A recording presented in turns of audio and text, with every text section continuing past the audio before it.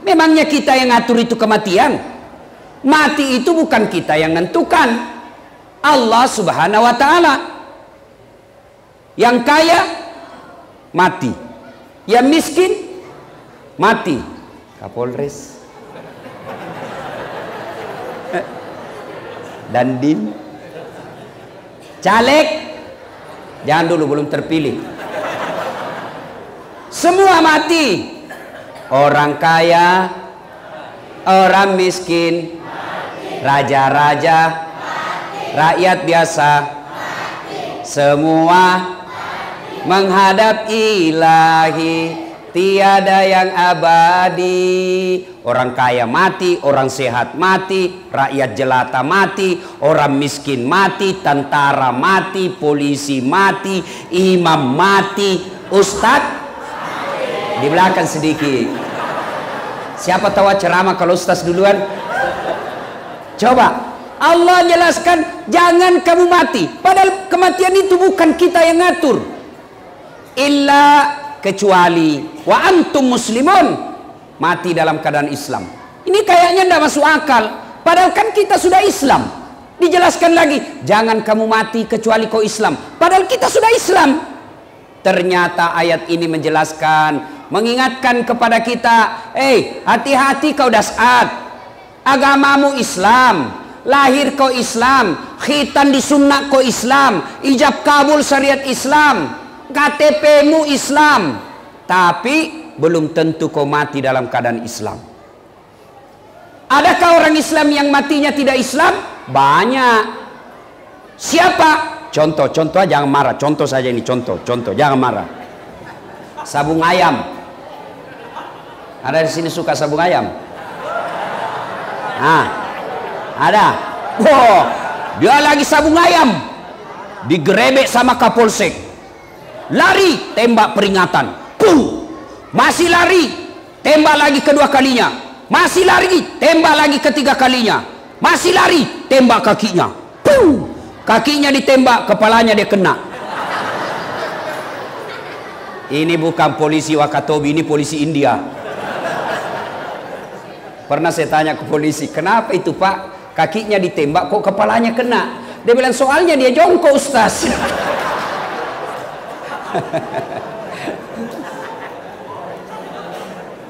Tiba-tiba lagi judi, karena dia melawan aparat, mengancam jiwa aparat, mengancam keselamatan aparat, akhirnya tembak, pah, mati kafir. Kenapa? Dia mati dalam keadaan berjudi. Contoh lagi ya, contoh, jangan marah, contoh, jangan marah. Duda, ada duda di sini. Dilarang nikah sama anaknya. Bapak ndak usah nikah, apalagi nikah, sebentar lagi pensiun. Nggak usah nikah, saya bisa atur semua Pak. Bapak mau makan saya siapkan, Bapak mau mandi saya siapkan, Bapak mau setrika saya siapkan, semua bisa kau siapkan. Satu yang tidak bisa, ngerti? Tapi sudah tua, umurnya sudah tua, tapi baterainya tidak pernah lobet. Itu laki-laki selama masih ada jenis kelaminnya tidak pernah lobet itu. Dilarang nikah sama anaknya. Akhirnya selalu nonton video porno. Dia pergi Kendari, makan obat kuat 3 biji supaya kuat. Pas makan obat kuat, overdosis, mati di atas perut. Mati kafir kau cilaka. Makanya kalau ada duda di sini, saya doakan cepat dapat jodoh. Apalagi anak muda, saweran 5.000 cari kawan, sudah dapat 50.000. Apa dibeli? Nggak usah vodka, mahal, nggak cukup. Apa? Lem pox. Dia campur lem tikus. Berarti jangan campur lem Korea, nggak mau tak buka mulutmu itu. Ngelem, overdosis, mati kafir. Lagi khamar dalam perutnya. Apalagi? Jangan marah. Pedagang, ada pedagang di sini? Biasanya orang Bugis jago pedagang itu. Dia dagang, Dia tulis bensin murni, padahal dia campur minyak tanah. Kenapa kau tulis bensin murni? Kau campur pada minyak tanah? Apa dia bilang? Kan istriku namanya Murni. Nipu pembeli, minum, makan dari hasil nipu, tok, mati kafir. Apalagi? Contoh jinnya, contoh, jangan marah. Ada anak sekolah, buru-buru pergi sekolah, melanggar rambu lalu lintas, dikejar sama polisi. Kau melanggar, kau tidak lihat ini rambu-rambu. Saya lihat pak. Kenapa kau langgar? Saya tidak lihat bapak. Nah ini pengadilan ini 250.000. Dan tidak ada uangku pak. Kau sudah tidak ada uangmu, melanggar lagi. Mari jom, 50.000. Deh, 30 juangku pak. Sudah, kau ambil 5.000, mari 25.000. Sudah dia pergi makan coto. Dari 25.000 itu dia makan coto. Ternyata dia makan coto 2 mangkok coto, 14 ketupat. Kenapa ketupatnya gratis? Kekenyangan, keluar dari warung coto, disambar geng motor, pom, mati kafir. Kenapa? Ada barang korupsi dalam perutnya, barang sogok dalam perutnya. Nauzubillah min zalik. Itulah sebabnya selalu diingatkan, jangan kamu mati kecuali dalam keadaan beragama Islam. Dan yang bisa membuat kita mati kafir, yang seperti tadi saya jelaskan. Wa qalaidan, Allah kemudian berfirman, Bismillahirrahmanirrahim. Ya ayyuhalladzina amanu dukhulu fis-silmi kaffatan wa la tattabi'u khutuwatis syaitan innahu lakum adu mubin. Wahai orang-orang yang beriman, masuklah engkau ke dalam Islam secara sempurna, bukan Islam pencitraan, bukan Islam karena pil caleg. Ini caleg kalau musim pil caleg deh penampilannya kalah ustad, pakai songkok, rapi songkoknya pak, pakai gamis, pakai serban, pakai sarung, pegang tasbih, pasang baleho di pinggir jalan 4x6. Apa dia tulis? Siap membela agama, takbir. Ternyata tidak pernah dilihat di masjid. Ini Islam pencitraan. Ini caleg banyak begini. Kalau mau dipilih rajin-rajin ke masjid, sudah terpilih tidak pernah ketemu di masjid. Ini caleg sepanjang saya dari bandara pak, macam-macam fotonya.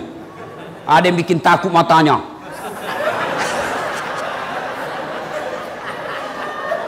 Ada juga kayak ABG. Macam-macam. Bu, kalau mau lihat caleg cerdas atau tidak, lihat apa ditulis di balehonya. Adalah tidak jelas apa dia tulis. Yang muda yang berkarya, mengabdikan diri untuk rakyat, jiwa dan raga serta pikiranku untuk rakyat Indonesia. Pret. Beleng-beleng. Fotonya saja nipu rakyat. Fotonya saja nipu rakyat pak. Bersih mukanya, mulus, tidak ada jerawatnya. Begitu dilihat aslinya, hancur. Ternyata kamera 360. Ini caleg tukang tipu ini. Ada caleg di sini? Ada caleg di sini? Coba angkat tangan. Angkat tangan supaya dilihat rakyat. Promosi gratis ini. Alhamdulillah kalau ada caleg hadir pengajian. Alhamdulillah kita kesempatan untuk nasihati mereka. Kalau ada caleg yang tidak datang pengajian, sudah tidak usah pilih dia. Malas ikut pengajian. Nah, wala tattabi'u khutuwatis syaitan, dan janganlah engkau ikuti langkah-langkah setan, karena sesungguhnya setan itu musuh yang nyata bagi kalian. Kira-kira di tengah-tengah kita ada setan enggak? Ada setan?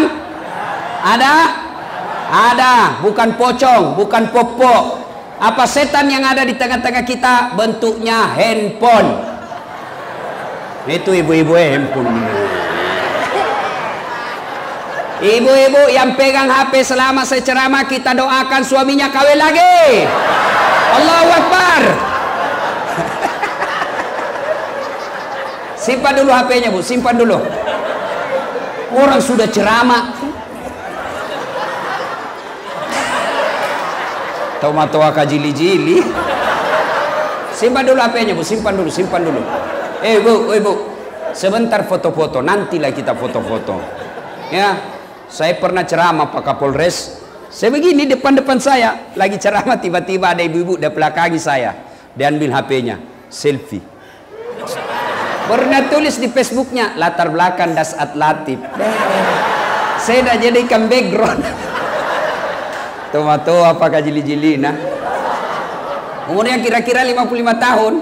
Selesai ceramah langsung dia bilang, Ustaz boleh selfie? Boleh, yang penting jangan berdua, sini. Selesai selfie dia bilang, Ustaz boleh cium? Apa ini? Mau cium Ustaz? Dia bilang, tidak nafsu Ustaz. Boleh, tidak nafsu, tidak boleh. Mau kau kasih mengamuk mamanya cek di rumah? Coba masih muda, boleh sedikit.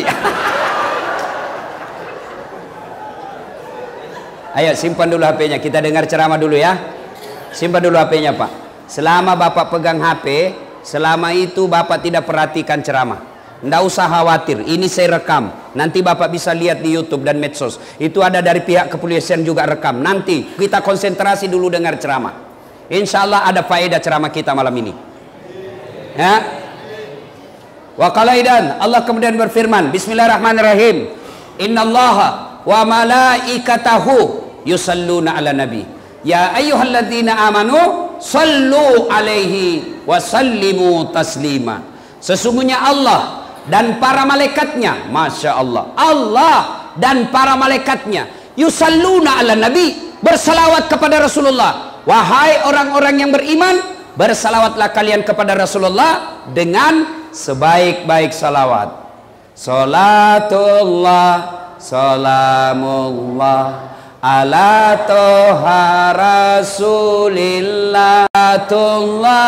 Salamullah ala yasin habibillah. Kenapa lobet-lobet? Ayo kita salawat sama-sama. Atau kita dengar dulu suaranya. Mana kencang suaranya ibu-ibu dengan bapak-bapak? Ya? Bapak-bapak diam dulu, ibu-ibu kita dengar. Mana lebih kencang suaranya ibu-ibu? Ibu-ibu dulu. Ayo ibu. Adik-adik diam, bapak diam. Kita dengar suara ibu-ibu. Ayo. Salatullah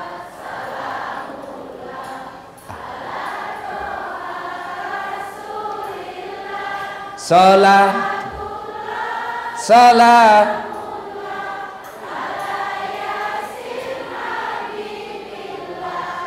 ini namanya tidak keras tapi merdu. Coba bapak-bapak, adik-adik diam, ibu-ibu diam. Kita dengar bapak-bapak salawat. Ayo. Salatullah ala Rasulillah.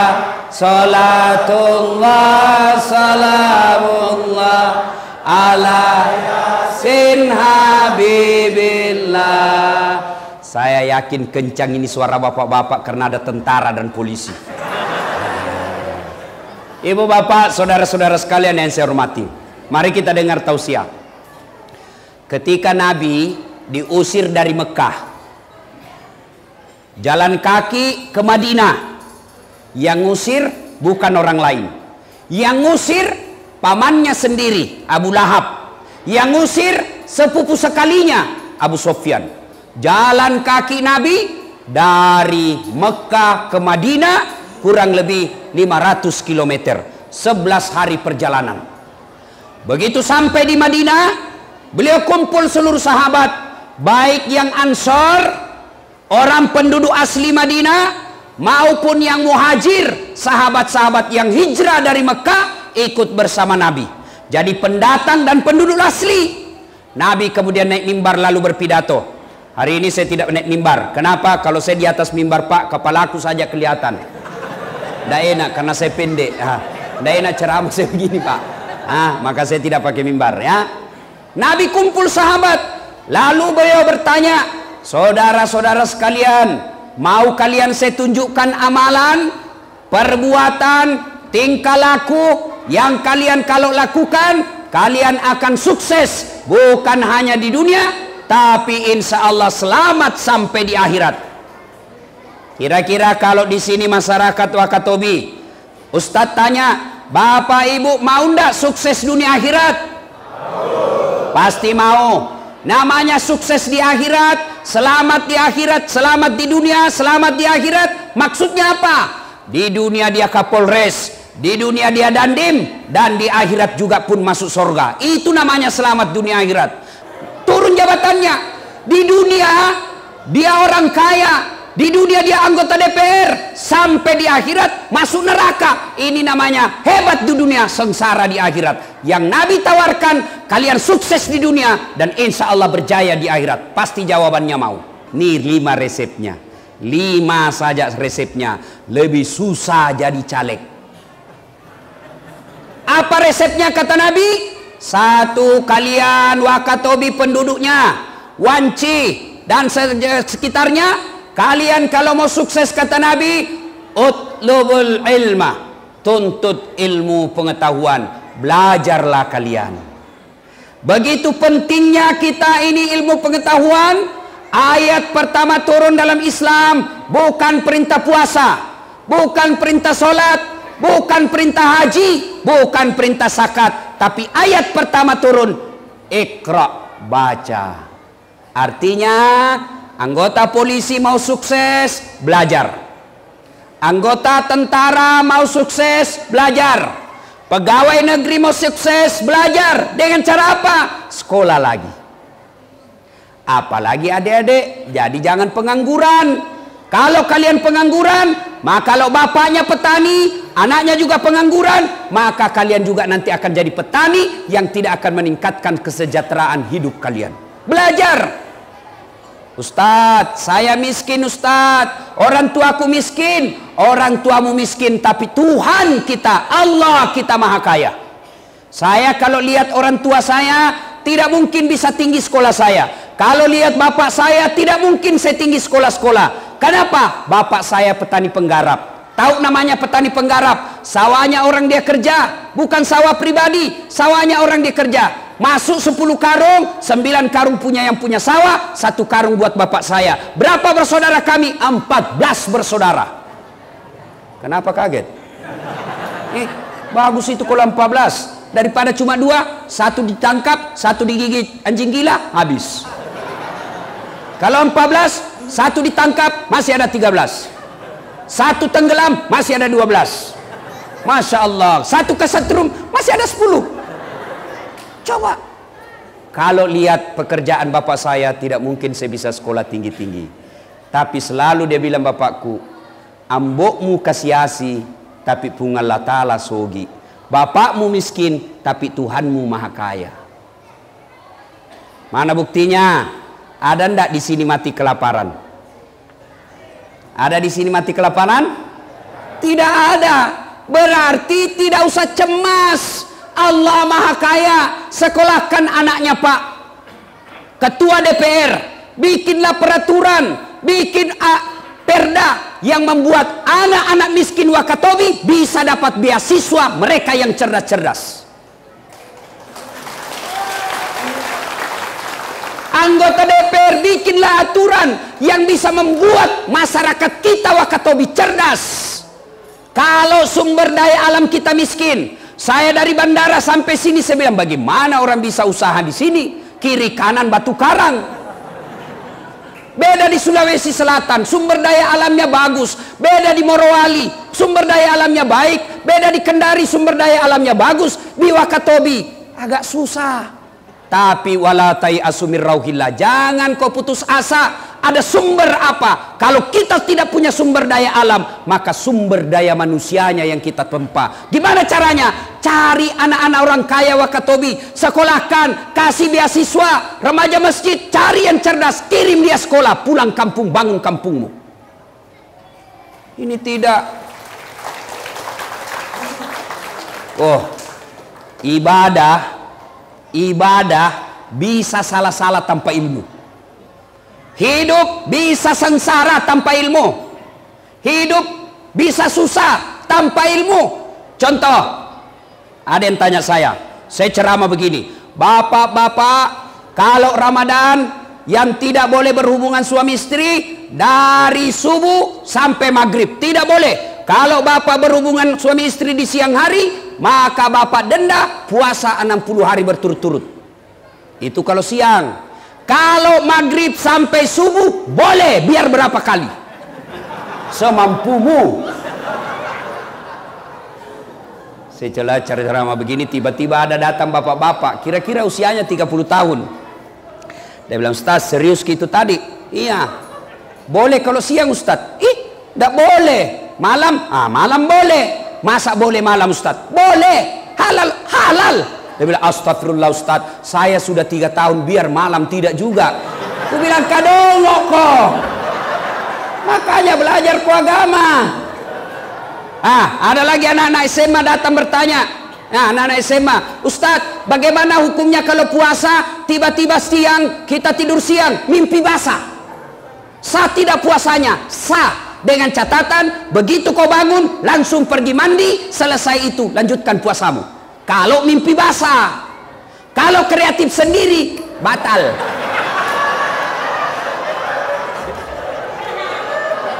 Coba. Ada lagi yang tanya, Ustadz, kalau Ramadan, tiba-tiba kita berhubungan suami istri, apakah langsung mandi? Subuh mandi kalau sebelum makan sahur. Kalau kalian makan sahur jam 2, berarti mandi setengah 2. Salah. Jadi kapan Ustadz? Terakhir pi. Maksudnya apa? Bayangkan, sudah buka, sepi rumah. Begitu, masa mandi lagi? Langsung mandi. Sekalinya pulang taraweh, begitu lagi sama istrinya, mandi lagi. Begitu tengah malam, begitu lagi, mandi lagi. Makan sahur, sebelum makan sahur, begitu lagi, mandi lagi. 4 kali mandi satu malam, mesek kok. Jadi bagaimana caranya Ustaz? Terakhir pi. Yang tadinya Ustaz, sudah begitu, tidak wajib mandi, wudhu saja, cuci lena beliau. Sudah tidur. Bangun begitu lagi, tidak usah mandi. Kapan mandi? Nanti mau sholat subuh baru mandi. Ya, baru kita tahu toh. Makanya belajar kok. Coba. Ada lagi orang sholat begini. Saya lihat sholat begini Pak. Takbirnya Allah. Dia begini takbirnya.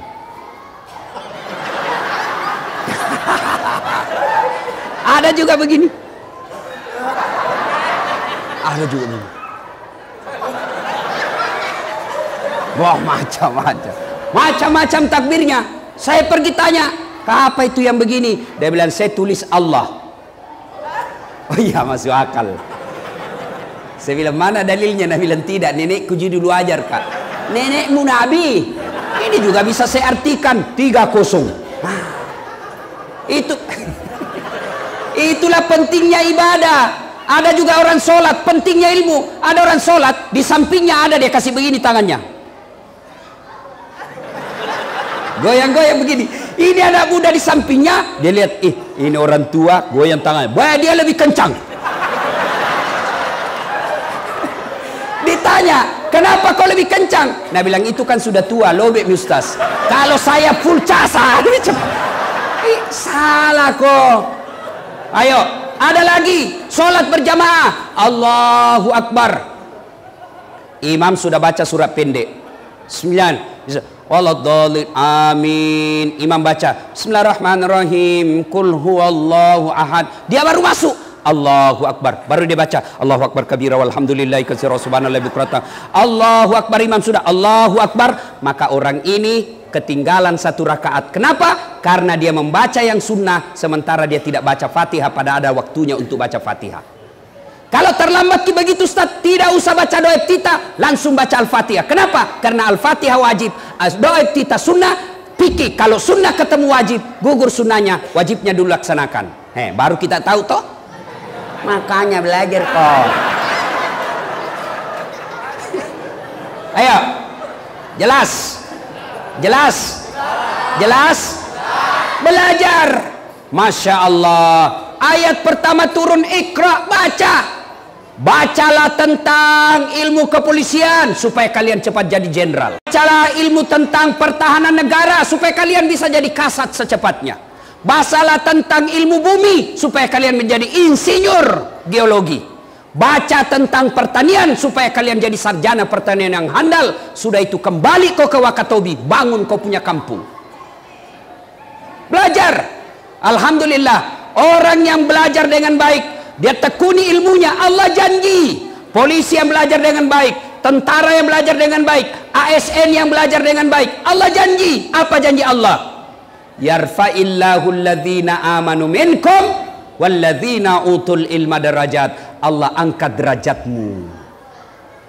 Coba, mana buktinya? Bapak-bapak polisi yang tamatang SMA ya tak putar-putar saja di sini, Pak. Di Wakatobi saja putar-putar, pangkat paling tinggi Kapolsek. Tapi kalau bapak sekolah, naik sekolah terus, insya Allah bisa jadi Kapolres. Allah angkat derajatnya. Kalau Kapolres di depan kau duduk, bos. Kalau kau satu di belakang kau jaga motor. Ya ketawa, saya serius ini. Coba, iya. Mana lagi contohnya? Dasat Latif. Coba, biar saya terlambat di depan ki Ustad. Apa bagiannya? Coba lihat kuenya. Pilihan kelas 1, Pak. Bapak yang tidak ustaz, ya kotak-kotak satu isinya. Itu sudah Allah buktikan. Allah angkat derajatmu. Kalau kau punya ilmu, Allah angkat derajatmu. Imam Ali karamallahu wajah, sahabat Nabi yang paling cerdas. 4 sahabat Nabi, Nabi jelaskan Ali bin Abi Thalib sahabat saya paling cerdas. Paling cerdas memang. Ali bin Abi Thalib ditanya, ya Ali, kalau kau disodorkan sebuah pilihan antara harta dengan ilmu, kau pilih mana Ali? Ibu-ibu, kalau saya tanya ki, ibu-ibu, saya sodorkan ki iPhone X dengan kitab Durratun Nasihin. Pilih mana, Bu? Pilih kitab pencitraan. Pasti pilih handphone. Ali bin Abi Thalib ditanya, Ali, kau dikasih harta dengan ilmu, pilih mana? Ali punya pikir, wah saya pilih ilmu. Panas juga orang ceramah sini, Pak. Kenapa pilih ilmu, Ali? Kata Ali, ada 3 kelebihan ilmu dibanding harta. Ada 3 keutamaan ilmu, kehebatan ilmu dibanding harta. Apa itu? Kata Ali. 1, harta setengah mati kau jaga, ilmu dia yang jaga kamu. Contoh, bapak punya uang 5 juta, kasih masuk di safety box, belek-belek. Bapak ndak tahu kalau bilang ke safety box belek-belek. Itu belek-belek dikasih gembok. Sudah itu belek-belek dikasih gembok, dikasih masuk lemari. Lemari digembok juga. 2 mi gemboknya. Keluar kamar digembok. 3 gemboknya. Keluar rumah, gembok rumah. 4 gemboknya. Keluar pagar, gembok pagar. 5 gemboknya. Sampai di pasar hilang kuncinya. Ayo, setengah mati dijaga itu uang. Iya, setengah mati kita jaga uang. Sementara ilmu dia yang jaga kamu. Mana contohnya? Pak Dandim, Kapolres, Ketua DPR, ada semua itu yang jaga. Di rumah dinas ada polisi yang jaga. Kemana-mana dikawal patroli. Kenapa? Karena punya ilmu, dijaga. Kalau orang punya ilmu, Pak, harta setengah mati kau jaga dia, ilmu dia yang jaga kamu. Yang kedua kelebihan ilmu, dengan ilmu kau bisa dapat harta, tapi dengan harta belum tentu kau dapat ilmu.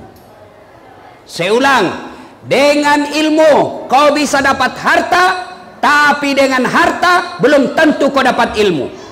Contoh, dengan ilmu bisa dapat harta. Sekarang orang stres karena naik harga tiket. Saya tidak pernah harus stres. Kemana-mana saya naik pesawat, dibayarkan, tidak pusing saya berapa harganya. Biarkan kasat bimas yang pusing belikan saya tiket. Tidak ada urusan. Hebatnya lagi, pergi tidak bawa uang, pulang bawa uang. Dengan ilmu. Coba Kalau orang punya ilmu, lempar kemana saja dia bisa dapat duit. Kenapa? Karena dia punya ilmu. Sementara dengan harta belum tentu kau dapat ilmu. Contoh, ada orang kaya di kampungku Pak, kaya memang Pak, banyak tambaknya, tapi tidak tahu membaca. Anaknya ajarlah bapaknya membaca supaya gampang cepat membaca. Dia kasih huruf-huruf besar yang ada gambarnya. Ejai Pak, PE P, tambah P pep, SO so, DE dente apa bacanya? Odol. Padahal Pepsodent. Beleng-beleng. Banyawannya itu Pak. Coba, waktu masuk wartel di kampungku, warung telepon waktu itu belum ada HP. Dia masuklah kamar bicara. Dia buka nomor HP-nya anaknya yang sudah dicatat. Masuk kamar bicara langsung bilang, halo, halo, ambokmu, halo. Saya bilang, bagaimana mau nyambung ngaji? Pencet dulu nomornya. Deh, kau lah balik tak?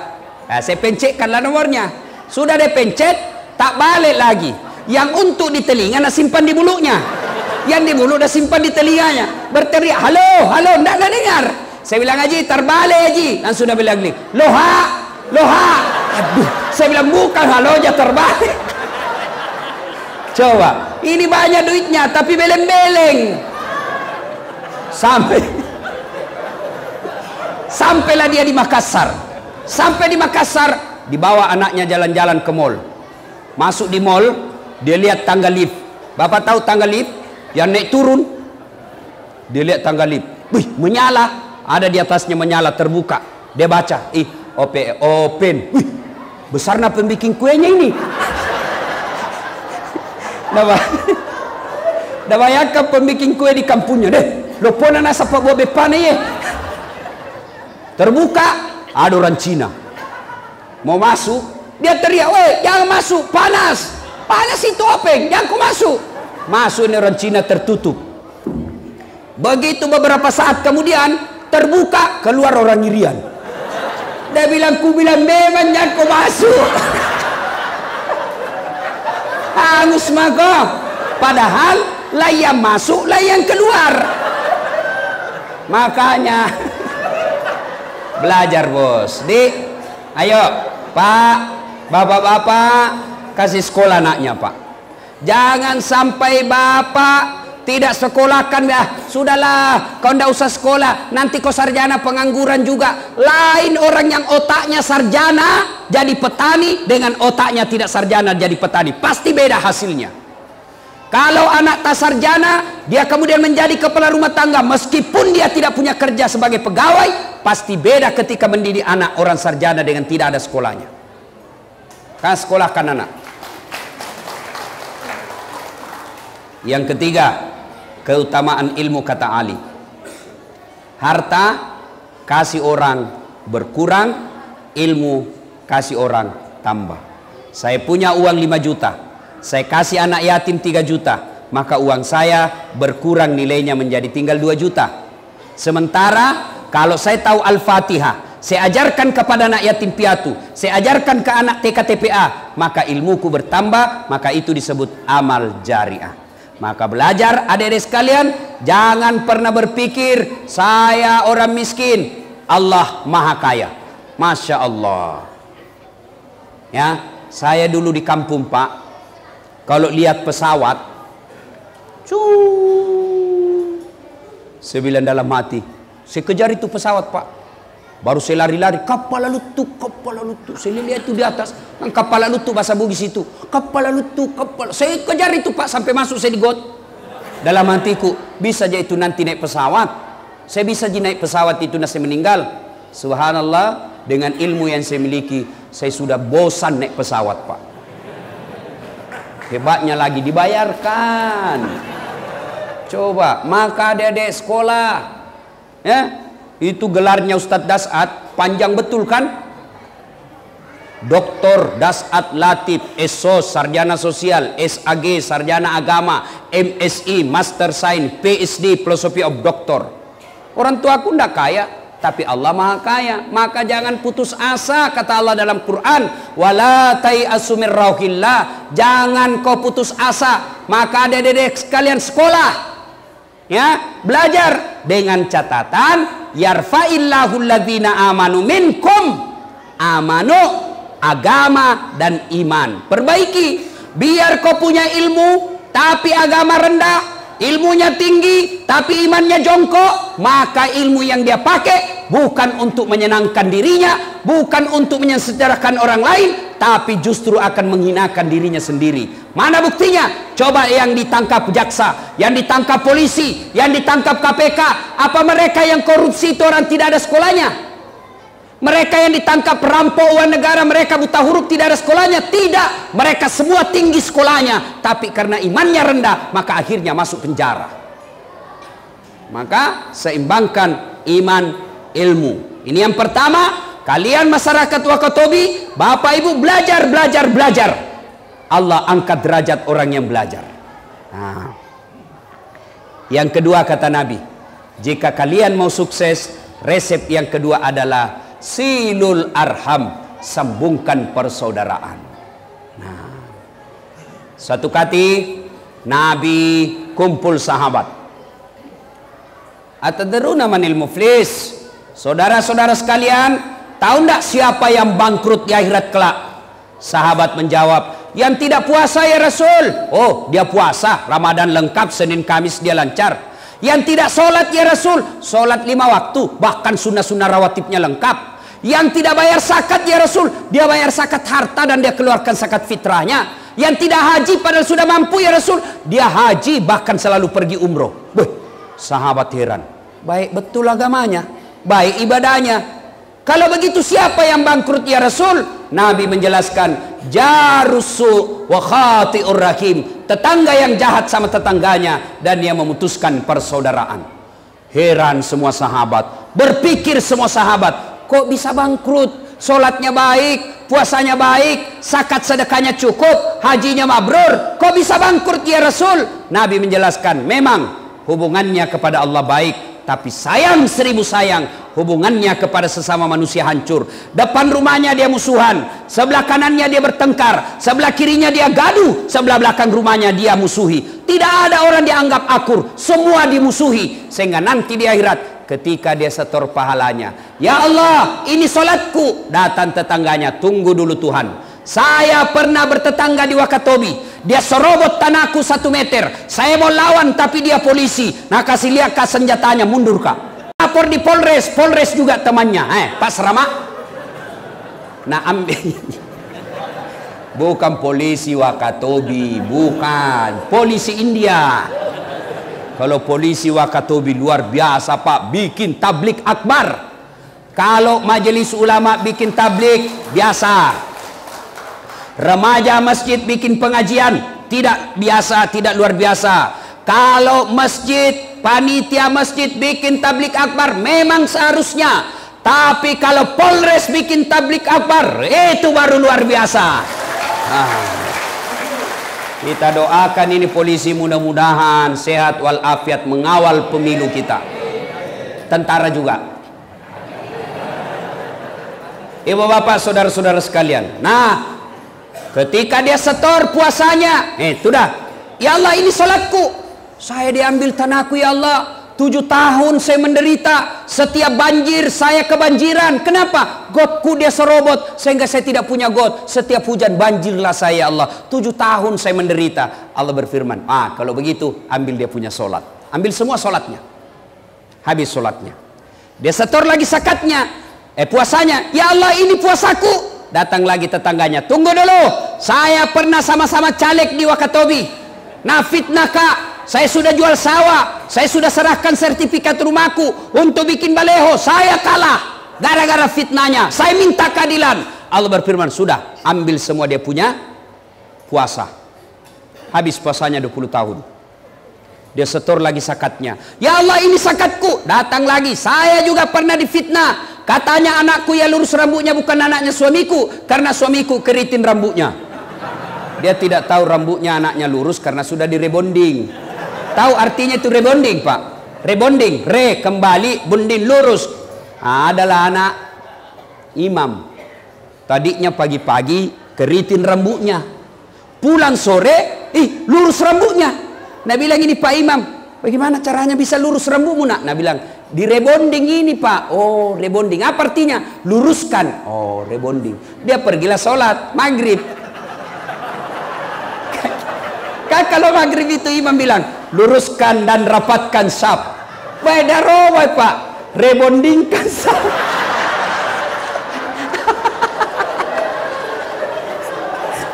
Imam Bode. Masya Allah. Gara-gara fitnahnya ya Allah, saya ta'ala ya Allah, saya minta keadilan. Allah berfirman, sudah ambil semua jadi punya haji. Habis sholatnya, habis puasanya, habis zakatnya, habis hajinya, masih ada yang datang. Ya Allah, saya juga pernah disakiti. Dia bilang, yang tadi banyak amalnya Tuhan, bagaimana lagi? Nah habis mi amalku. Kata Allah berfirman, supaya adil, ambil dosanya orang yang pernah kau sakiti hatinya.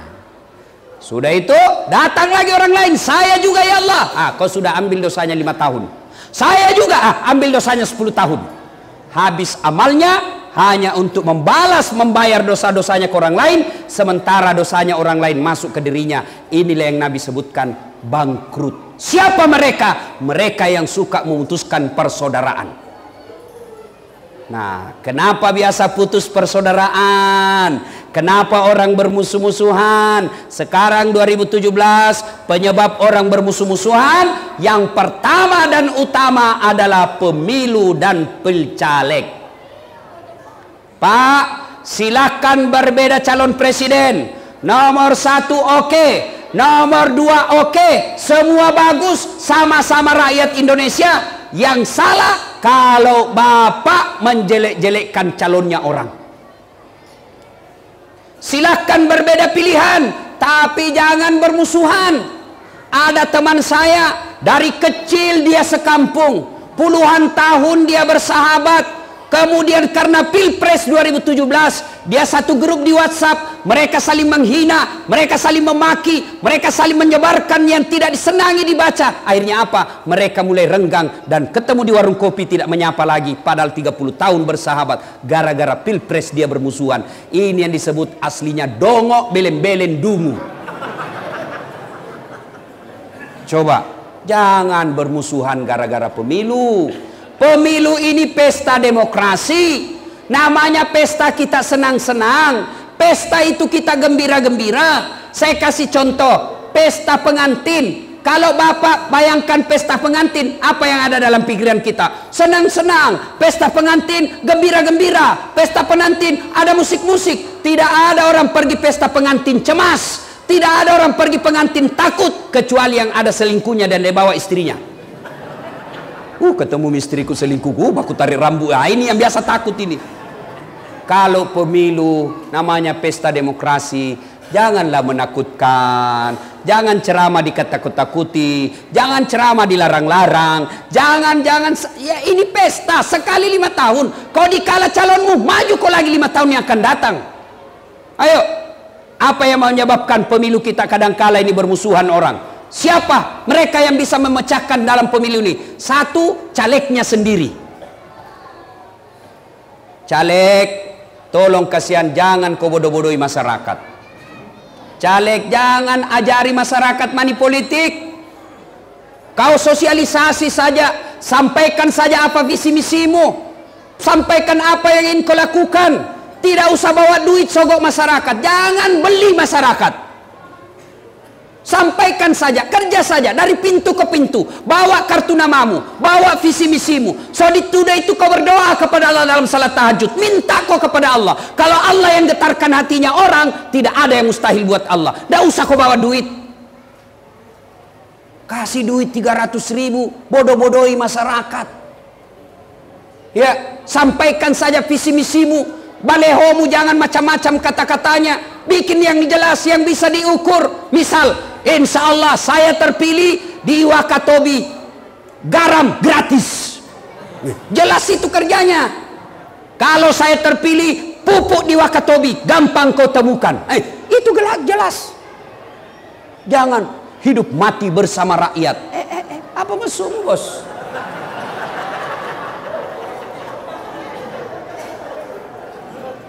Tolong caleg didik masyarakat berpolitik. Masyarakat jangan memeras caleg. Datang sosialisasi, ayo datang penyebab saya mau menyampaikan visi misi saya. Apa Bapak bilang? Wane piro. Ayo, jangan memeras caleg ya. Pak, Bu, lo Dede, remaja, Bapak Ibu, mau bantu kepolisian? Mau menciptakan pemilu damai? Mau memperbaiki rakyat kita? Mau? Kalau ada caleg kasih duit. Kalau ada caleg bawa sembako, rekam. Sudah itu syuting, bawa ke Panwas, lapor, suruh tangkap. Kenapa? Dia merusak negara kita. Panwas, KPU, tolong kalau ada laporan tindak lanjuti, jangan pilih-pilih merek. Rakyat, pilih pemimpin yang baik menurut kalian. Tidak usah bertengkar. Ya, caleg, oke, baiki semua, insya Allah negara baik. Bayangkan kalau tidak ada lagi money politik. Orang-orang cerdas di Wakatobi bisa jadi caleg. Mereka tidak perlu pikir duit. Maka jadilah anggota DPR sarjana pertanian yang cerdas, sarjana kelautan yang cerdas, sarjana perikanan yang cerdas. Mereka masuk anggota DPR bukan karena ada duitnya, tapi karena memang otaknya cerdas. Jelas? Nah, yang kedua, yang bisa rusak ini pemilu. Apa? Tim sukses. Disuruh bikin baleho 10, 3 bikin, hilang 7. Begitu dia bilang, mana 7? Dia bilang, kena angin Pak. Ini juga tim sukses ini.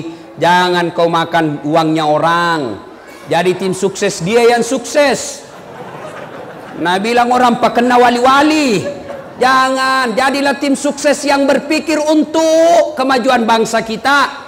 Kalau calonmu kalah, jangan kau menjadi provokator. Berikan pemahaman kepada calon kita. Tahun ini kita kalah Pak, insya Allah 5 tahun yang akan datang lebih gampang kita sosialisasi, karena kita sudah punya modal tahun ini. Ini rata-rata tim sukses itu pemborong. Ada pemborong di sini? Pernah dengar ceritanya pemborong di akhirat? Pernah?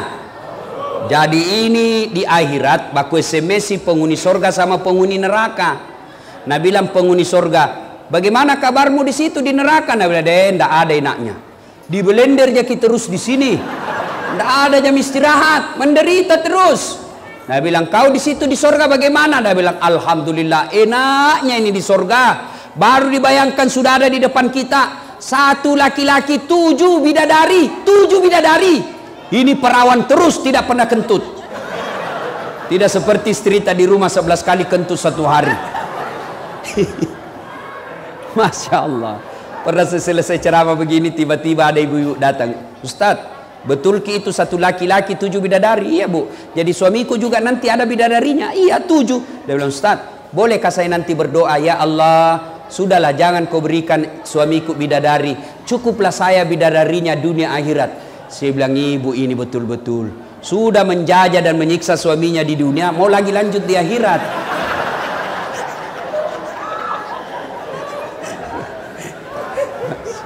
Ibu bapak, saudara-saudara sekalian, ya, apalagi yang bisa merusak persaudaraan?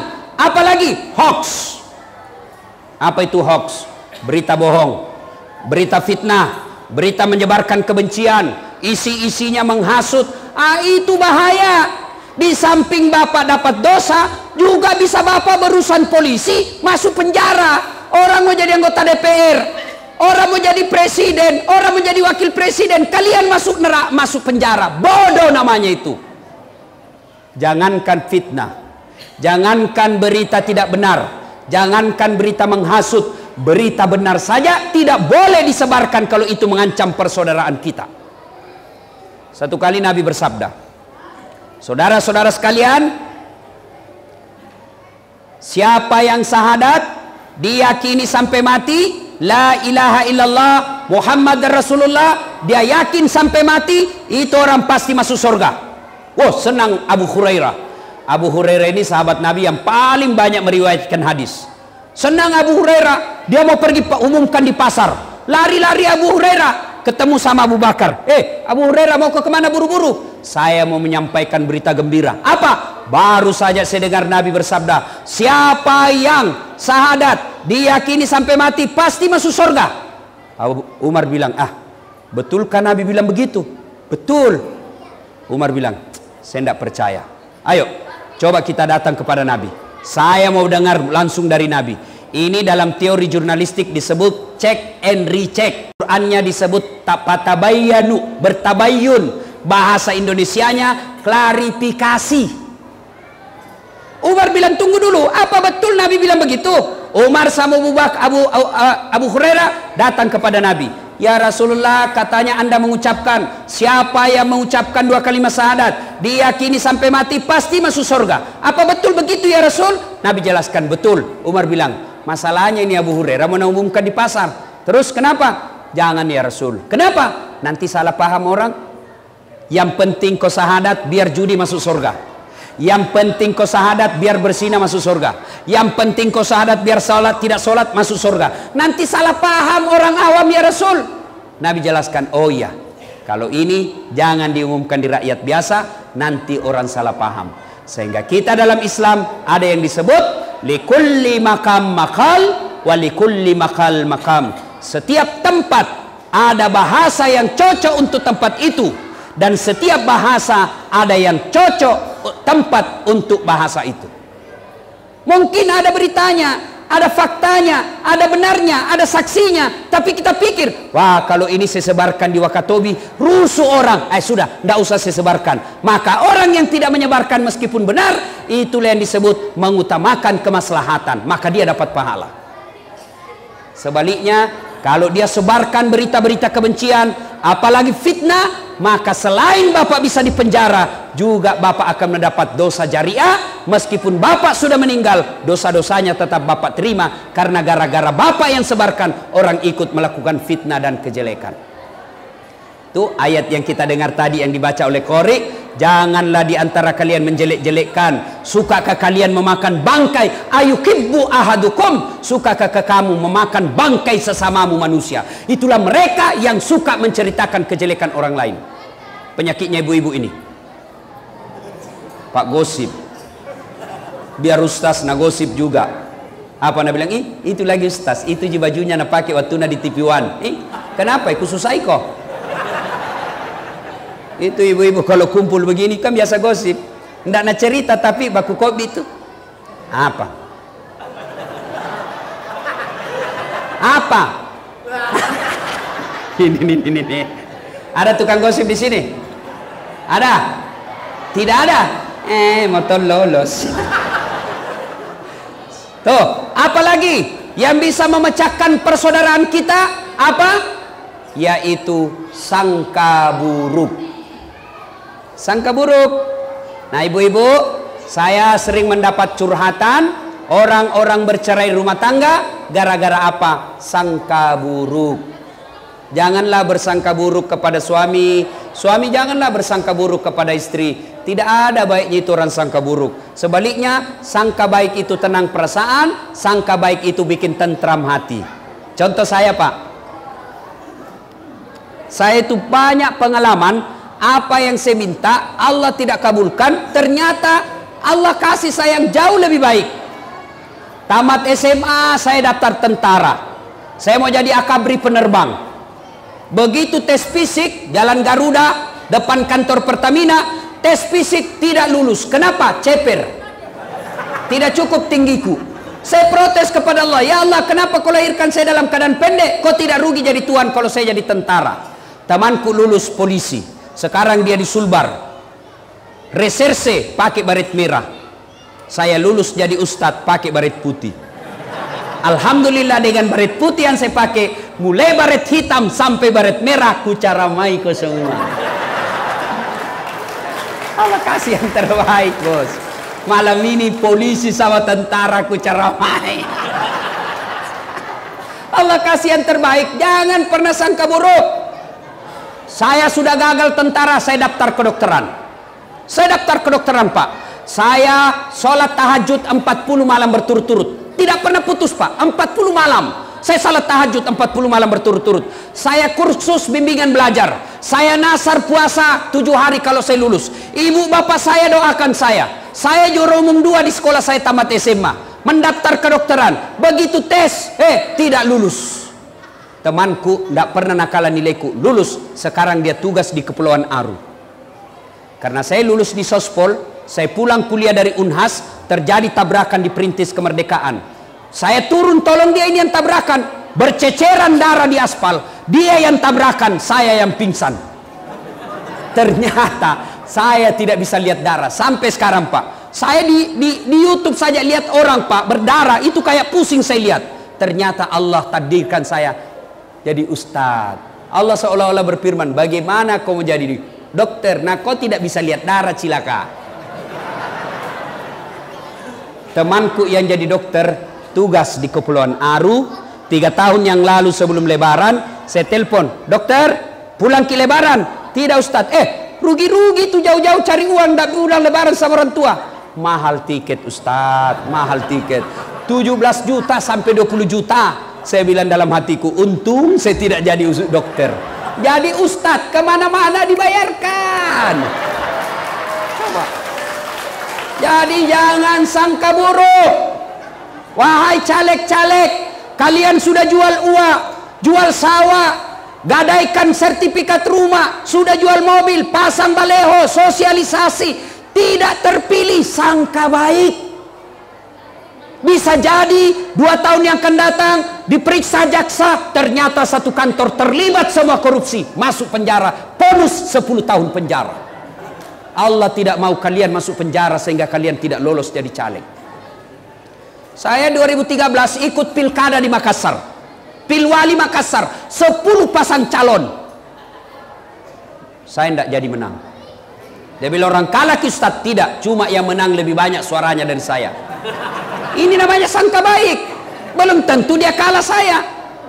Alhamdulillah saya tidak jadi wali kota, tapi saya jadi Ustadz keliling kemana-mana ke seluruh dunia. Coba kalau saya jadi waktu itu, paling di Makassar saya terputar-putar. Sangka baik. Bapak anggota kepolisian dikirim ke sini, sangka baik. Jangan sangka buruk, sangka baik. Inilah tempat yang terbaik. Sangka baik. Enak itu kalau orang sangka baik. Ibu-ibu jangan sangka buruk sama suami. Suaminya dijadikan tahanan kota. Baru 1 jam pergi suaminya menelpon, di mana kau Pak? Pelan-pelan kau nak dengar semua teman. Di mana kau?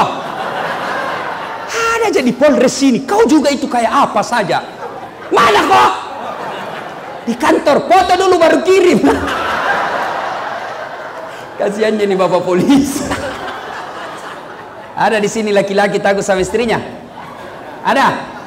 Ada? Berhenti kau jadi laki-laki cilaka. Apa mau takut sama istri? Nah semua gaji tak ambil. Coba Pak, belum bisa saja naik itu gaji, dia sudah tahu. Coba bekerja sama bendahara. Coba.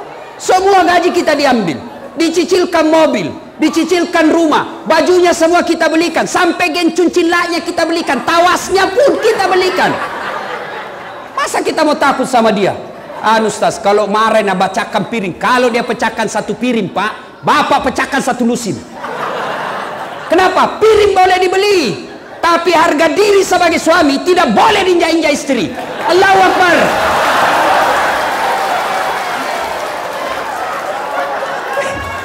Berani Pak polisi? Mana ada polisi tidak takut sama istrinya? Tidak ada itu polisi tidak takut sama istrinya. Itu Ibu Bayangkari, dede sakang Pak. Nah bilang temanku, sebenarnya itu polisi Ustaz, tidak takut sama istrinya. Cuma ini istri suka melapor sama istrinya komandan. Dan komandan juga takut sama istrinya.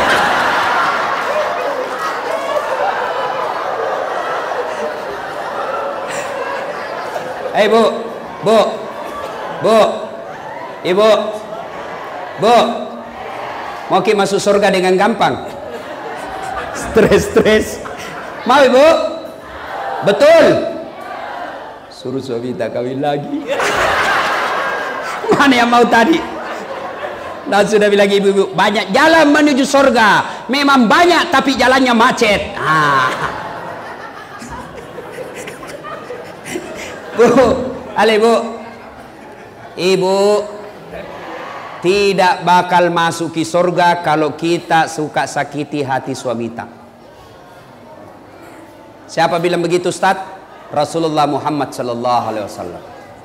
Nabi menjelaskan, andai saja manusia boleh sujud kepada sesamanya manusia, maka istri saya wajibkan sujud kepada suaminya. Kenapa? Karena dosa istri ditanggung oleh kami suamimu. Bu, tidak boleh keluar rumah, langkah-langkah kaki ibu, laknat Allah menyertainya kalau dia keluar rumah tanpa izin suami. Kenapa bisa begitu, Ustaz? Karena langkah-langkah ibu kami suami yang tanggung dunia akhirat. Kalau suami tukang judi, suami pemabuk, suami pesina, suami koruptor, tapi istrinya istri yang soleha, tidak ada urusan dengan suamimu. Suamimu masuk neraka, kamu ibu sahabat masuk surga. Bahkan Nabi jelaskan, tadkhulul jannati bisalam, silahkan kau masuk surga dari pintu mana kau suka. Beda kami laki-laki, suaminya ulama, suaminya penghafal Quran, suaminya rajin ibadah, istrinya tidak pakai jilbab, istrinya tukang gosip, istrinya tidak sholat, istrinya tidak puasa. Meskipun suaminya ulama, suaminya tetap masuk neraka menemani istrinya. Ku ampusakum wa ahlikum nara. Maka ibu jangan pernah keluar rumah tanpa izin suami. Maka fungsi suami bukan sekedar cari nafkah, fungsi suami bukan sekadar melindungi istri, fungsi suami bukan sekadar mendidik istri, tapi yang pertama dan utama fungsi suami bagi ibu adalah cari ridanya suamimu, karena ridanya suamimu adalah ridanya Allah. Paham? Bu, maka jangan susah itu jadi suami, Pak. Maka ibu-ibu hargai itu suami, tak kasihan. Nah, carikan ki uang. Kadangkala di kantor dimaki-maki sama komandannya, biar cocok ditinju perutnya. Siap salah komandan, siap salah komandan, salah komandan.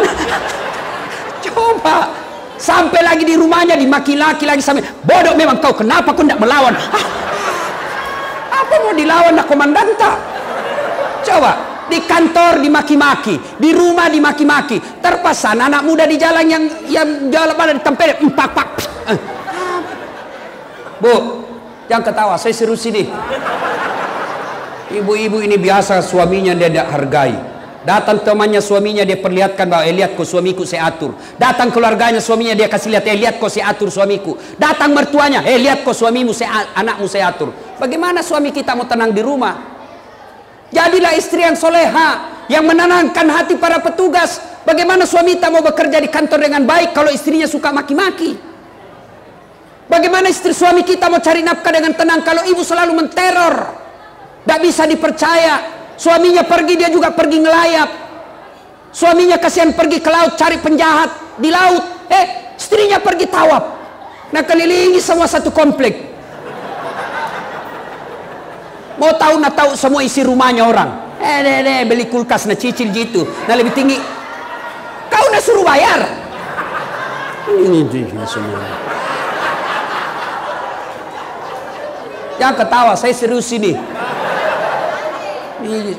Bu, harga itu suami kasihan. Setengah mati itu suami tak carikan ki uang. Nah tanggung ki dunia akhirat. Ya, jangan muliakan suami. Kalau suami tak tidak baik sifatnya, dia yang berurusan dengan Allah. Yang penting ibu cari ridha suami. InsyaAllah. Ya, bisa ibu? Coba ki kalau pulang kodong ini suami tak pengamanan pemilu, stres terus, ada orang demo suami tak lagi. Bukan dia yang punya masalah, tapi dia dihadapkan dengan pendemo, padahal pemerintah yang bikin masalah. Berhadapan dengan dilempar, sampai di rumah dimaki-maki sama istri, mau makan tidak ada makanan. Bagaimana suami tak mau semangat? Coba beda kalau pulang suami tak kita hibur, dimarah-marah sama komandan. Ya memang begitulah sayang, syukur kita ada kerja tak. Bayangkan itu sepupu tak kodong yang pengangguran, tenang dia punya perasaan. Pulang suami tak kita sambut, assalamualaikum kakandaku arjunaku. Pulang suami tak kita sambut dengan lagu, bila kamu di sisiku, hati rasa sahdu.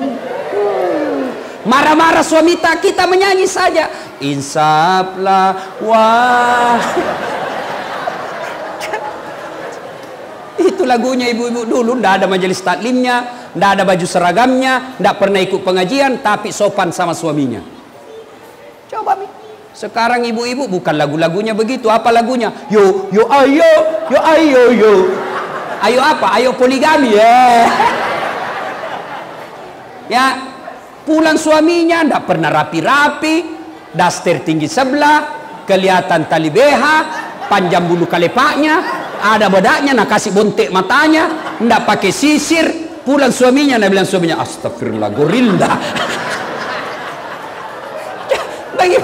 Bagaimana kita suami ndak stres? Di kantor kepoluan cantik-cantik, di jalan SPG manis-manis, menyapa dengan sopan, assalamualaikum komandan, bagaimana kabar? Sampai di rumah, wa ilaha illallah, nonton TV di atas kakinya, makan canggoreng, menguap lagi depan suami sambil angkat ketek.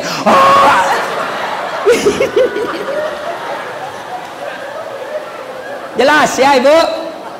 Bu, pulang ke ini jadilah istri yang baik. Bagaimana istri yang baik? Mau tidur sama suaminya, dia berpakaian cantik dan menarik. Kata Nabi, malaikat Jibril berdoa, ya Allah rahmati wanita ini sepanjang malam karena dia tidur untuk berdandan menyenangkan hati suaminya. Maka ibu kalau mau disayangi Allah, kalau mau tidur nanti pakaian yang rapi. Bentar bu, coba dipraktekkan sebentar ibu. Lo pakai baju renang.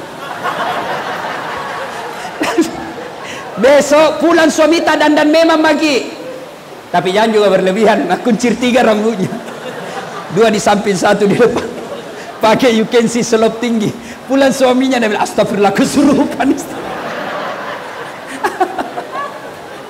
Ya ibu bapak saudara-saudara sekalian, ini yang kedua ya, kalau kalian mau sukses masyarakat Wakatobi, kata Nabi, 1, tuntut ilmu pengetahuan, 2, wa'tasimu bihablillahi jami'a wa la tafarraku, berpegang teguhlah kalian kepada tali persaudaraan agama Allah dan janganlah engkau bercerai-berai. Bahkan Rasulullah sallallahu alaihi wasallam menjelaskan, umat Islam itu seperti badan ini, innamal mu'minuna ikhwa, kita ini bersaudara. Dan yang ketiga, kalian mau sukses, kata Nabi, ahsin kalamaka, haluskan tutur katamu, bicaralah yang santun, bicaralah yang sopan, jangan bicara menyakiti perasaan orang. Nah ibu bapak, karena sudah mulai kacau, sudah hujan, saya lihat perhatian bapak ibu sudah keluar ya, insya Allah lain waktu dan kesempatan kita akan lanjutkan. Cukup ya, kita salawat dulu. Ibu-ibu ya, maju-maju sedikit bu, maju-maju, kasihan itu ibu-ibu yang basah ya. Ya, sambil maju-maju kita selawat. Salatullah, salamullah ala toha Rasulillah, salamullah Yasin Habibillah, tawassalna bibismillah wabil hadi wa kulli mujahidinillah bi ahlil badri ya Allah. Ibu bapak, ini hujan turun. Ada ndak yang bisa jumlahkan, yang bisa hitung itu air yang jatuh berapa tetes? Ada kira-kira? Dengar cerita. Nabi bersama malaikat Jibril. Tiba-tiba Nabi melihat ada malaikat 1 juta jari-jarinya. Berapa bapak ibu punya jari-jari? 20. Kalau ada 19 atau 21 berarti kelainan. Ini malaikat 1 juta jari-jarinya. Nabi takjub, weh, banyak betul jari-jarinya. Ya Jibril, siapa itu Jibril? Jibril menjawab, itu malaikat yang Allah tugaskan untuk mencatat jumlah air hujan yang jatuh. Nabi tanya sama ini malaikat, wahai malaikat yang 1 juta jari-jarinya, apa kau mampu mencatat tetesan air yang jatuh ketika hujan? Kata malaikat ini, iya, saya akan catat air yang jatuh di gunung, air yang jatuh di laut, air yang jatuh di daratan, semua aku catat.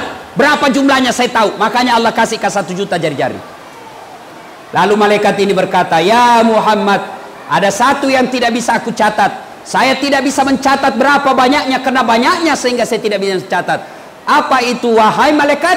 Malaikat menjawab, saya tidak mampu mencatat pahala umatmu apabila dia berkumpul lalu dia bersalawat kepadamu. Makanya saya setiap ceramah selalu ajak kisah salawat. Kenapa? Karena kalau kumpul begini lalu kita bersalawat, pahalanya lebih banyak, itu jumlahnya pahala salawat daripada tetesan air yang jatuh ketika hujan. Salatullah salamullah ala toha salatullah salamullah ala yasin. Kita cerita lagi tentang persaudaraan. Nabi jelaskan, umatku itu seperti badan ini. Ibaratnya kata Nabi, orang Wakatobi ini, ya, wanci, apa lagi? Ah, itu. Ya, itu. Nah, kata Nabi, orang yang ada di sini seperti badan ini. Coba lihat badan kita, Pak. Tangan kanan gatal tanpa disuruh kiri yang garuk. Tangan kiri yang gatal tanpa diundang kanan yang garuk. Gatal dua-duanya kerjasama. Coba lihat tangan kita, jari-jari kita, Pak. Mana yang paling tinggi? Mana yang paling tinggi jari-jarinya? Jari-jari tengah. Jari-jari tengah. Jari-jari tengah dia paling tinggi. Tapi siapa yang dikasih pakai cincin? Jari-jari manis. Jari-jari tengah, kau paling tengah. Tapi ketika buang air besar, mana yang gosok? Ini enggak bersih. Mana yang gosok? Kamu yang panjang. Coba itu tubuh adil. Coba. Maka kita di Wakatobi ini seperti badan ini. Coba lihat badan, Pak. Satu sakit, yang lain ikut merasakan. Ya, kalau ada masyarakat Wakatobi diserang, disakiti, maka kita semua ikut merasa disakiti. Coba lihat, kalau kita jalan, malam-malam jalan, tahan tuh kakinya, begitu tahan tuh kaki, langsung itu mulut meniup, mata mencari mana yang luka, tangan mencari obat, kasih. Padahal kaki yang tahan tuh. Tidak ada orang tahan tuh kakinya, cek, langsung Nabi bilang mulut, siapa suruh kau jalan? Pergi mah kau jalan kau lagi pasole. Enggak. Begitu kita di Wakatobi ini, kita harus kompak. Ya, satu sakit, yang satu ikut merasakan. Dan biasanya putus persaudaraan ini di Wakatobi gara-gara apa? Satu penyebab kita biasa ini pecah belah itu, persaudaraan kita ini sombong. Sombong. Orang sombong itu apa? Dua sifatnya. Apa sifatnya sombong? Satu, menolak kebenaran. Dua, nganggap remeh orang lain. Itu sombong itu. Kenapa dia sombong? Kapolres, Dandim, jangan sombong karena jabatan. Kenapa? Jabatan ada masa habisnya. Kapan habis? Pensiun. Biar Pak Kapolres sepupu satu kali sama Kapolri, tapi kalau sudah pensiun, wabillahi taufiq wal hidayah, tongkat komando kasih saya. Coba. Jangan sombong karena jabatan. Ketua DPR mau sombong 5 tahun. Kalau terpilih lagi, kalau tidak terpilih, wabillahi taufiq wal hidayah, keluar lagi Pak, diganti kau lagi. Coba, jangan sombong karena jabatan. Apalagi yang membuat kita sombong? Cantik gagah. Jangan sombong kalau kau cantik. 17 tahun sweet 17 kau cantik, tapi balik itu angka 17. 71 masih cantik kok. 71 senyum, lari cucumu dikira mau digigit. Apalagi Anak Nabi yang membuat lagi kita sombong apa? Ilmu. Ini ustadz. Adakah ustadz yang bisa memecah belah umat? Banyak.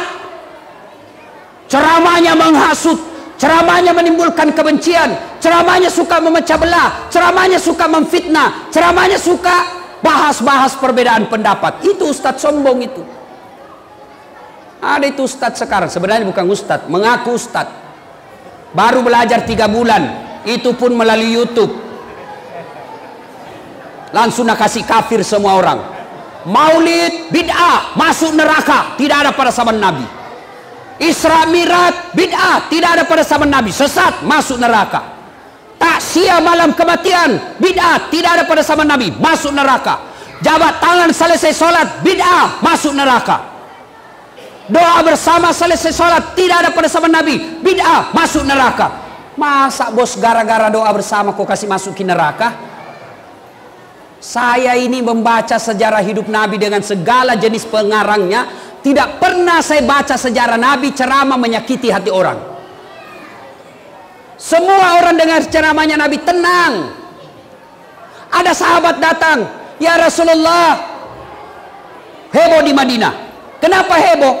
Ada orang tawaf di Mekah, anuji saja nak baca, ya Rahim, ya Rahim, ya Rahim, ya Rahim. Ada sahabat, ya Rasulullah, ada aliran sesat, dia tawaf cuma baca, ya Rahim, ya Rahim. Nabi penasaran, pergi lihat, betul, tawaf Rahim, Rahim saja disebut, ya Rahim, ya Rahim, ya Rahim, ya Rahim. Nabi ikut dari belakang, terbawa arus, Nabi juga ikut, ya Rahim, ya Rahim, ya. Wah, marah ini orang, siapa ini ikut-ikuti saya? Dia balik, dia tidak tahu, dia banting Nabi, cak. Siapa kau? Ikut-ikuti saya. Kalau bahasa Bugis, pacobi-cobi. Saya lapor kau sama nabiku. Kata ini orang tadi ya Rahim-Rahim. Saya lapor kau sama nabiku. Nabi tambah cemas. Berarti aliran sesat betul ada nabinya. Siapa nabimu? Muhammad. Muhammad siapa? Muhammad bin Abdullah. Langsung muncul Jibril. Itu kalau ada yang sakiti Nabi langsung muncul Jibril, Pak. Seperti itu iklan rokok. Wane piro?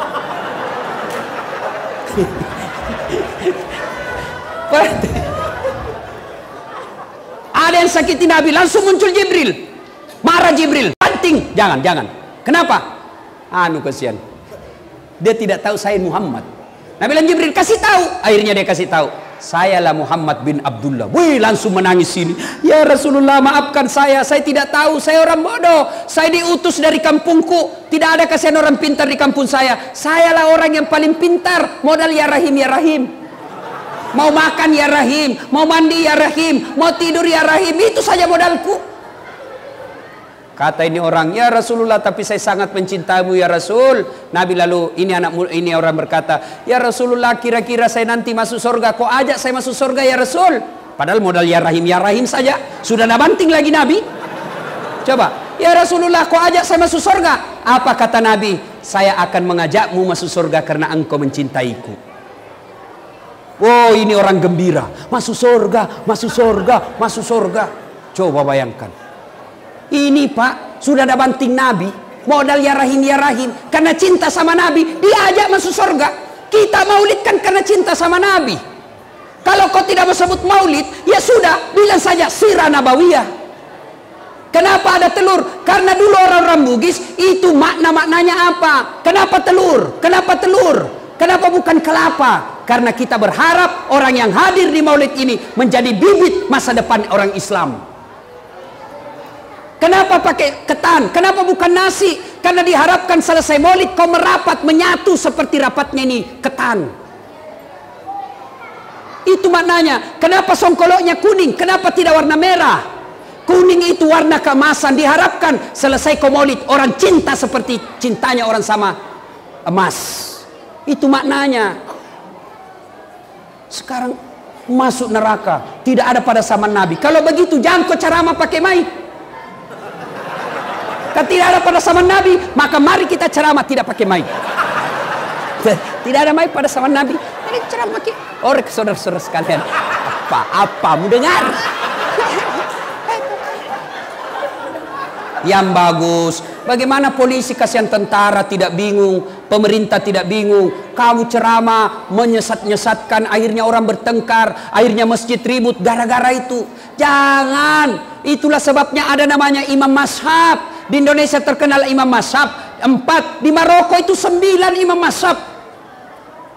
Coba, yang bagus kau maulid, iya. Kau tidak maulid, iya. Yang maulid silahkan maulid.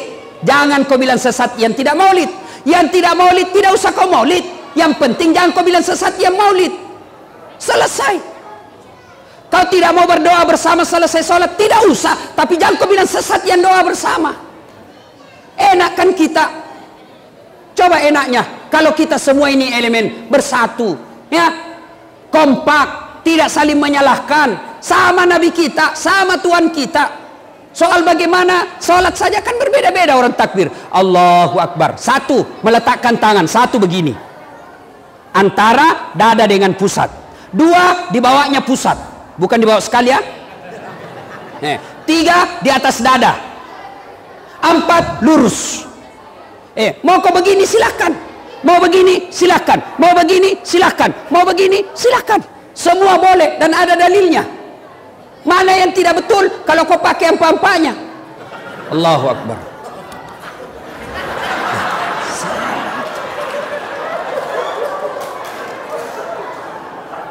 Ini banyak orang belajar. Saya kasih contoh. Orang Pak, adik-adik ini, anak-anak milenial, yang kau belajar melalui YouTube, jangan kau terima mentah-mentah. Kenapa? Apalagi yang 1 menit di Instagram. Memang ada hadisnya, memang ada dalilnya, sahih. Tapi Bapak tidak diberikan dalil yang lain. Kenapa? Karena waktunya 1 menit. Belajar ilmu hadis itu ada yang tidak bisa dipisah. Apa? 1, asbabul wurud. Apa itu asbabul wurud? Sejarah turunnya itu hadis, sejarah diucapkannya itu hadis. Apa yang perlu ditahu? Sejarah hukum Islam. Apa sejarah hukum Islam? Apa hubungannya dengan fikih? Kita harus tahu di mana itu Nabi ucapkan itu hadis. Kenapa? Karena tempat menentukan kesimpulan fikihnya. Contoh, kita pernah mendapati hadis Nabi turun kalau mau sujud tangannya dulu. Allahu Akbar. Mau sujud tangannya dulu, baru lututnya. Ada juga hadis sahih lututnya dulu. Sama-sama hadisnya sahih, maka dipelajari sejarahnya. Oh, ternyata yang tangannya dulu turun Nabi ucapkan ketika dalam keadaan perang.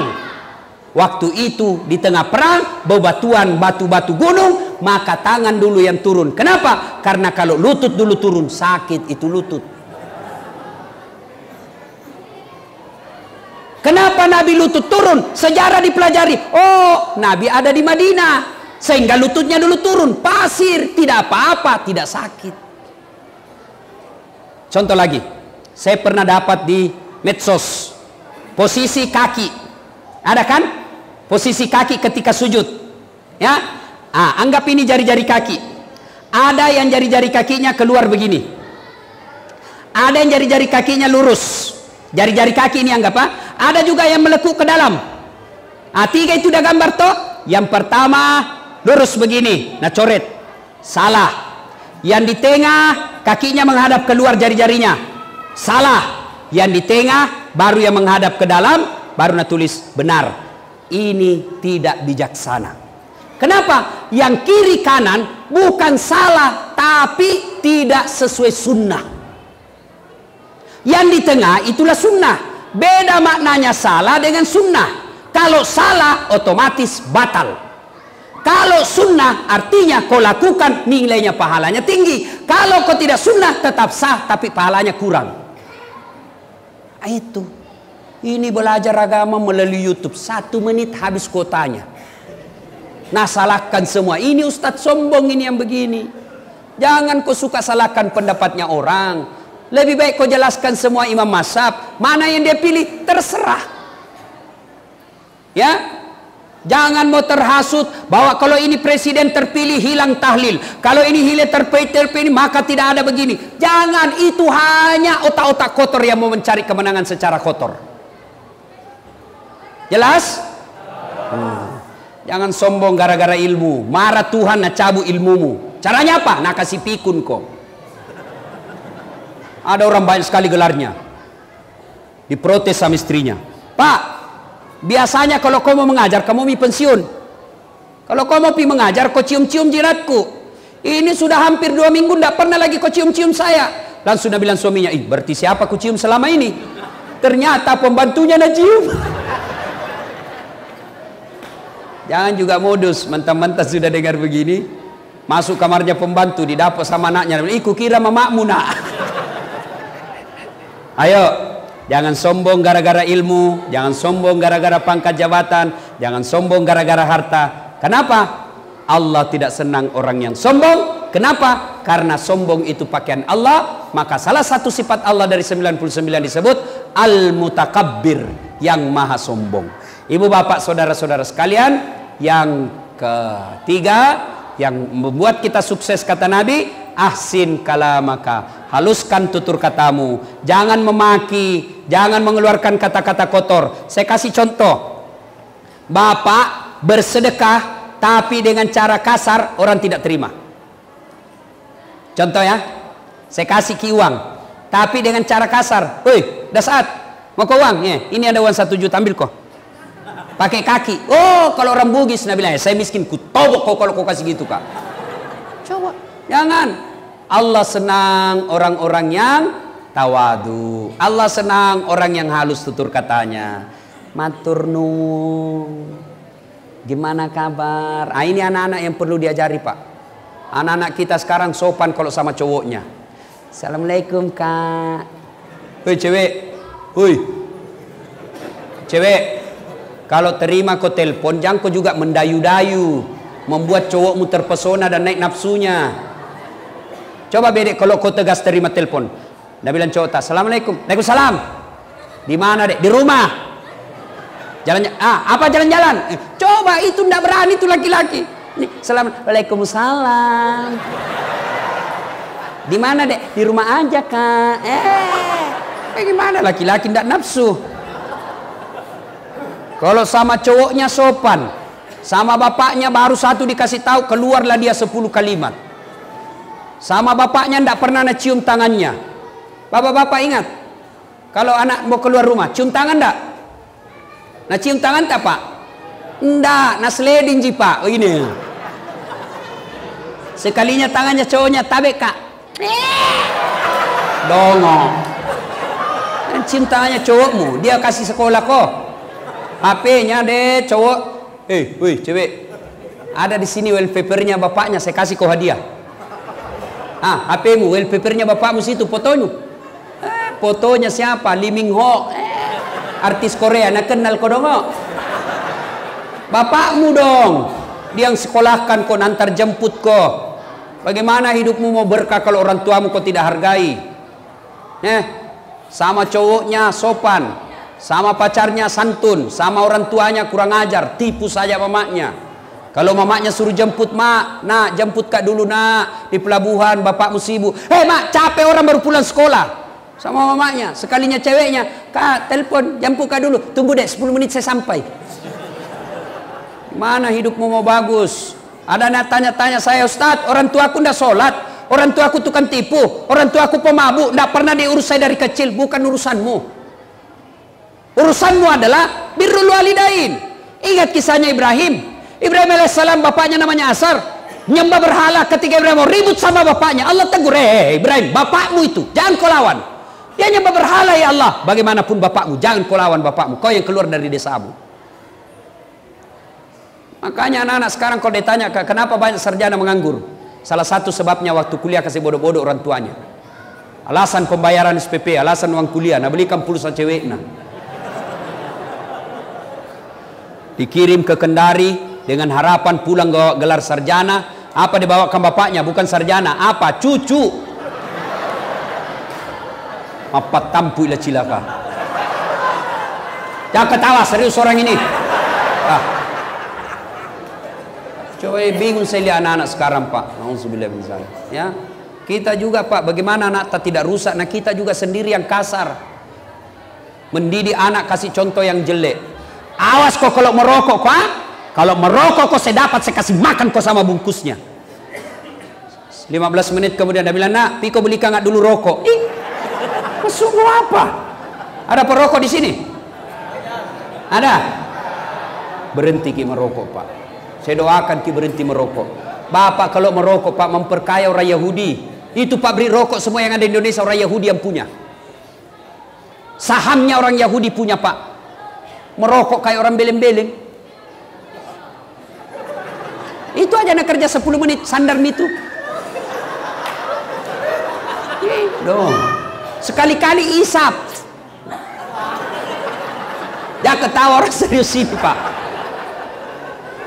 Saya biar Ustadz kalau lihat Kak Ustadz merokok, biar hafal ayat banyak, langsung sekali 0. Kenapa Ustadz? Rokok haram. Siapa bilang? Ulama Timur Tengah yang bilang haram. Tidak ada ulama Timur Tengah bilang makruh. Hanya ada sebagian Jawa Timur. Ternyata dia juga merokok. Ibu-ibu senang tidak suaminya merokok? Dengar aspirasinya ibu-ibu. Daripada bapak merokok, nah bilang tidak jalan otakku, tidak merokok. Bohong. Buktinya Ramadan jalan di otak tak. Kalau bapak bilang baik itu rokok, besok pagi beli rokok 1 bungkus, panggil anaknya bapak yang paling bungsu SMP dengan istrinya, suruh merokok bertiga di situ. Bapak kalau anggap baik. Tapi pasti bilang biar bapak merokok, kau jangan merokok. Ah? Kenapa? Karena bapak tahu rokok merusak. Nah bilang temanku, sebenarnya itu rokok tidak merusak Ustadz. Yang penting tidak ketemu rokok korek. Pernah dengar iblis ditempelin, Pak? Iblis ditempelin sama manusia. Datanglah ini iblis. Coba ini manusia. Pertama kamar dikasih hamar. Kau minum, minggu depan saya datang. Kamar kedua kasih kartu. Kau judi di situ, minggu depan saya pulang. Yang ketiga kasih rokok. Kau rokok sepuas-puasnya, minggu depan saya datang. Minggu depan datang, buka pintu pertama, baik masih mabuk, Pak. Hebat ini manusia. Pintu kedua, masih menjudi, jago ini manusia. Pintu ketiga dibuka, baru dibuka langsung ditampilin, pak, kurang ngajar kau. Kenapa kau kasih rokok tidak ada api?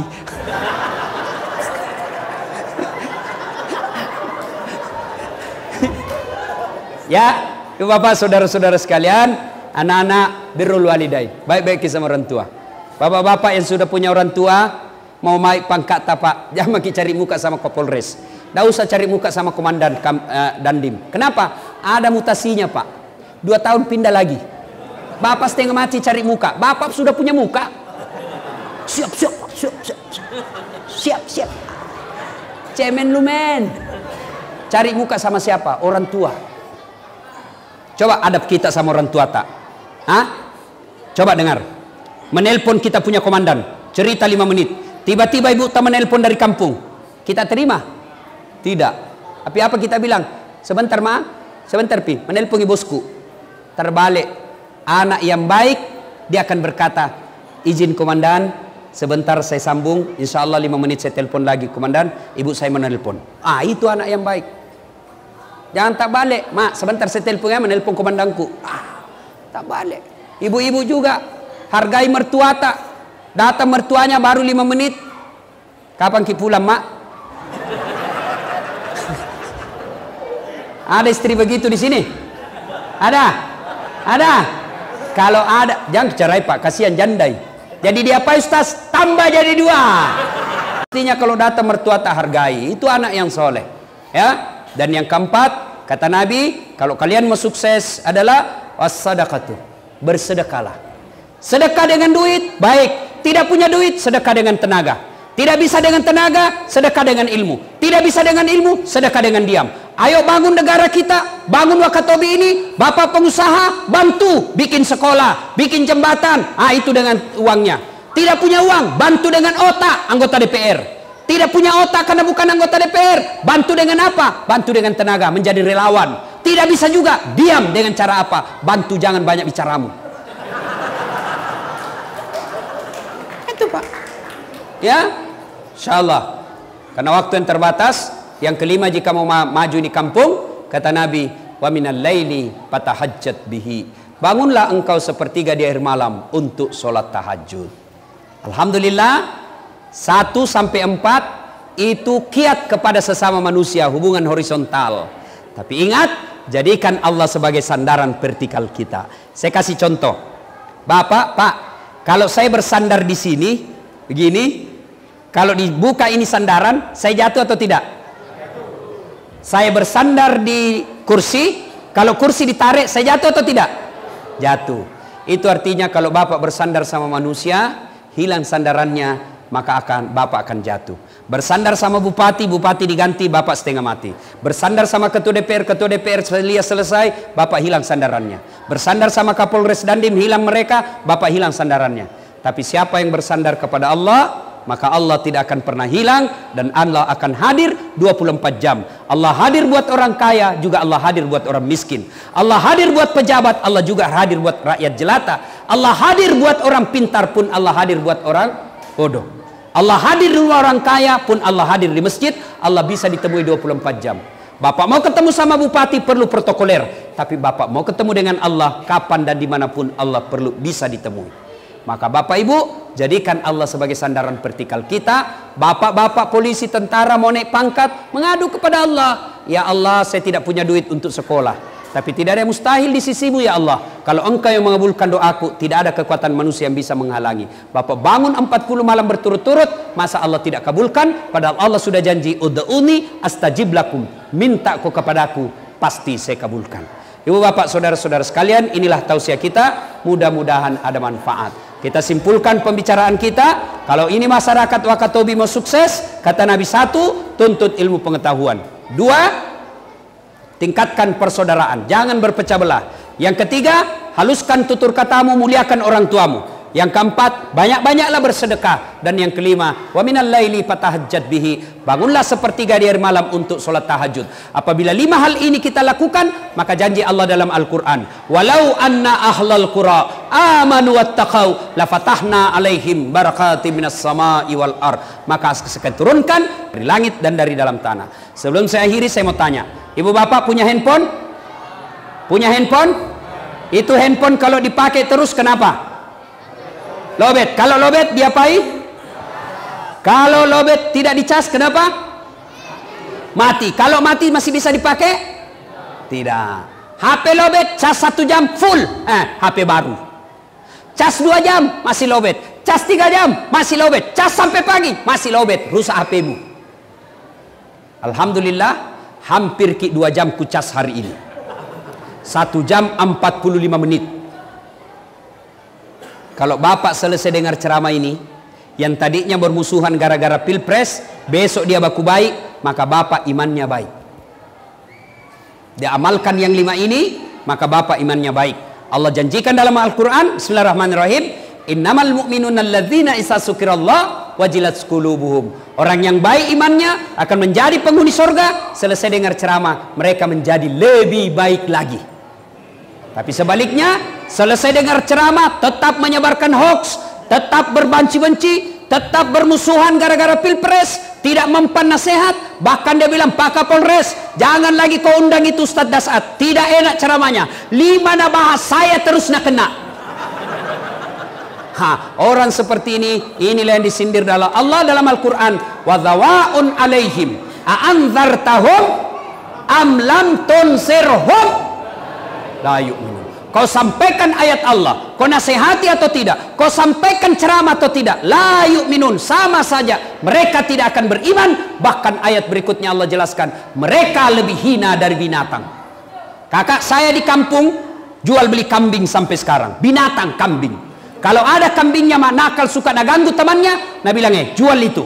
Sampai di pasar dijual, tidak laku, bawa pulang, potong, dagingnya bisa jadi sate, kulitnya bisa jadi perhiasan, tanduknya bisa jadi perhiasan, ekornya bisa sop kikil, kakinya sop kikil, ekornya sop buntut, lidahnya sop lidah, pipinya sop pipi, semua dipakai.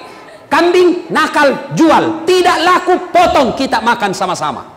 Kalau ada masyarakat Wakatobi nakal, penghasut, pengangguran, tidak sholat, jelek mukanya, suka mengganggu, bau keteknya, diapain? Jual, siapa mau beli? Potong, siapa mau makan? Inilah yang Allah jelaskan, kalian lebih hina kalau tidak mau dengar nasihat. Ini tujuannya Kapolres bikin tabligh akbar, supaya kita tidak lebih hina dari binatang, dan pemilu aman, damai, sejuk terwujud di kota Wakatobi ini. Kalau ini damai, maka orang-orang Wakatobi sendiri yang akan sejahtera. Demikian, sebelum kita akhiri, mari kita berdoa kepada Allah Subhanahu wa Ta'ala.